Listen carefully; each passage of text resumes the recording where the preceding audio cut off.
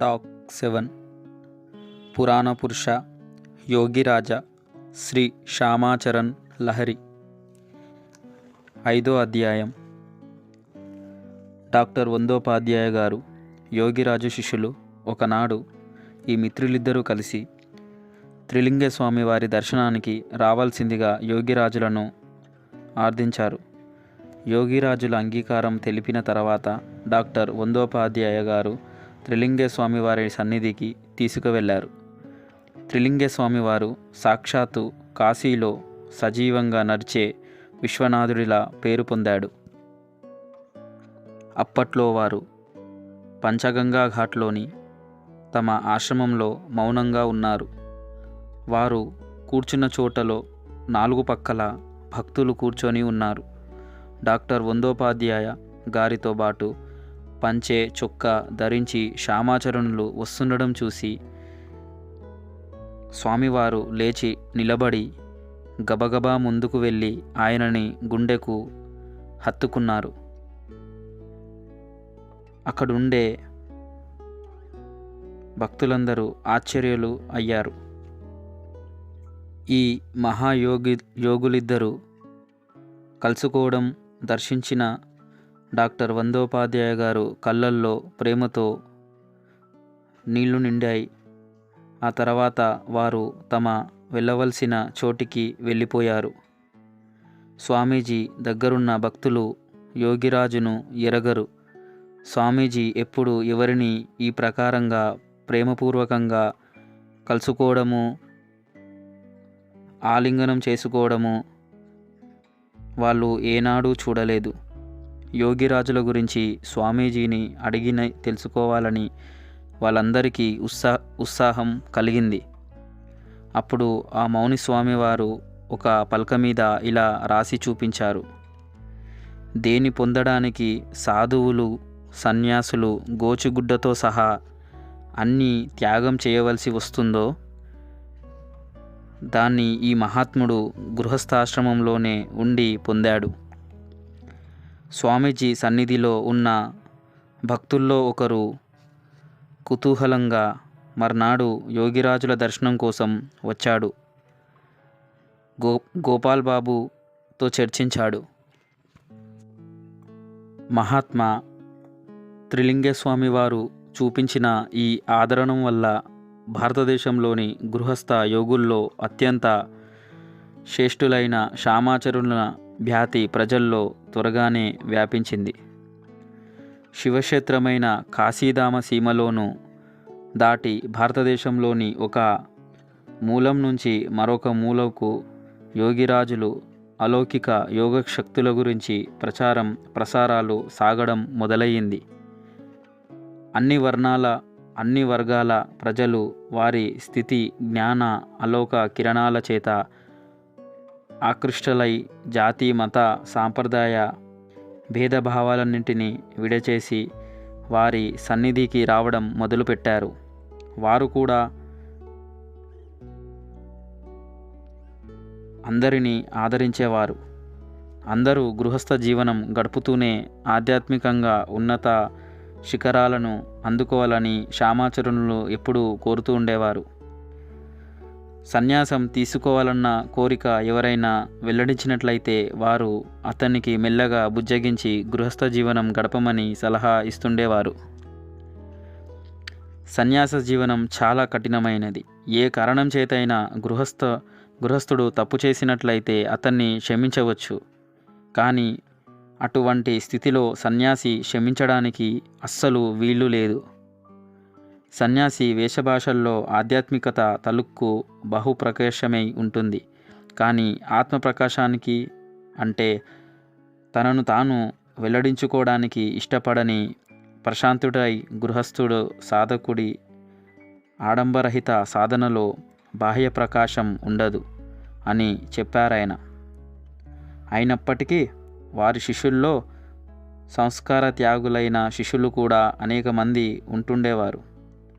హిందూ ధర్మంలోని అత్యంత గూఢమైన ఈ యోగక్రియ వారు అన్ని జాతుల వారికి ఇస్తుండేవారు. ఇందువల్ల వారికి విరుద్ధమైన ఆలోచనలు కూడా వస్తుండేవి.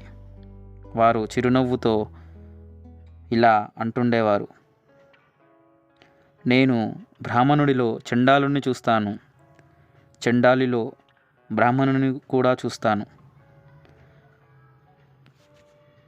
నేను మనిషిలో మనిషిని చూసినప్పుడు, అతను ఏదైనా అడిగినప్పుడు అతనికి కొంచెం తెలియజెప్పడం నా కర్తవ్యం.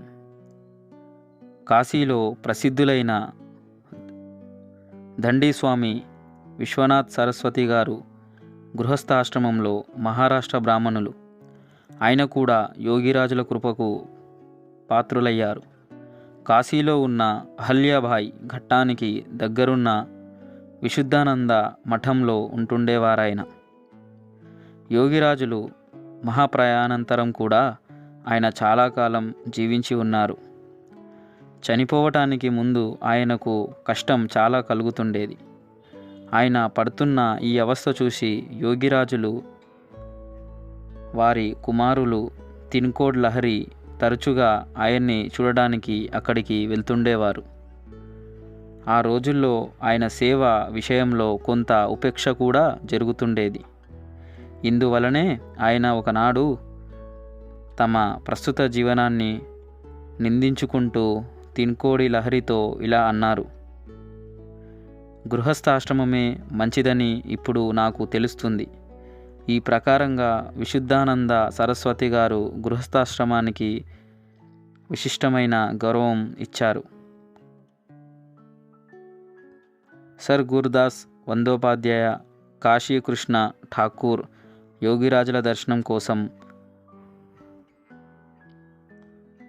యోగిరాజులు శిష్యులైన సురేంద్రనాథ్ గంగూలీతోనూ కలిసి కాశీ వచ్చి రంగాపూర్ కాకాకి స్టేట్ అతిథిశాలలో బస చేశారు. ఆ సమయంలోనే ఈ మహానుభావులిద్దరూ యోగిరాజుల దగ్గర క్రియాయోగ దీక్ష పొందినట్లు సురేంద్రనాథ్ గంగూలీ గారు తర్వాత చెప్పగా తెలిసింది. ఉదయ్పూర్ రాజు సోదరుడు, అక్కడి శ్వేతకుష్ఠ బొల్లి రోగి ఒకరు వారి వద్ద ఒకరు దీక్ష పొందారు. ఆ శాశ్వత కుష్ఠరోగికి ఆ రోగం తగ్గిపోయినట్లు, యోగ సాధనలో అతడు ఉన్నత స్థితి పొందినట్లు ఉత్తరాలు వస్తుండేవి. హుగ్లీ జిల్లాలోని శ్రీరాంపూర్లో శ్యామాచరణ్ లహరి అన్న పేరుగల మరో ప్రసిద్ధి వ్యక్తి ఉంటుండేవారు. ఆయన యోగిరాజుల దగ్గర క్రీస్తుశకం 1888 అక్టోబర్ 15 తేదీన దీక్ష పొందారు. యోగిరాజులు జీవించి ఉండగానే ఆ శ్యామాచరణులు తనువు చాలించారు. ఈ వార్త పత్రికల్లో పడడం వల్ల అనేక మంది భక్తులు భ్రాంతిపడి కాశీలో యోగిరాజుల నివాసానికి ఉత్తరాలు రాశారు.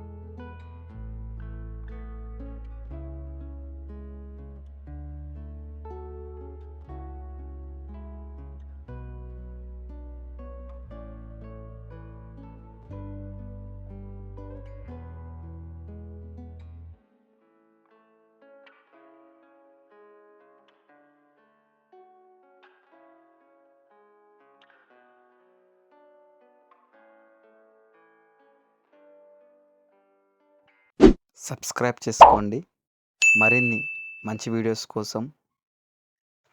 Thank you.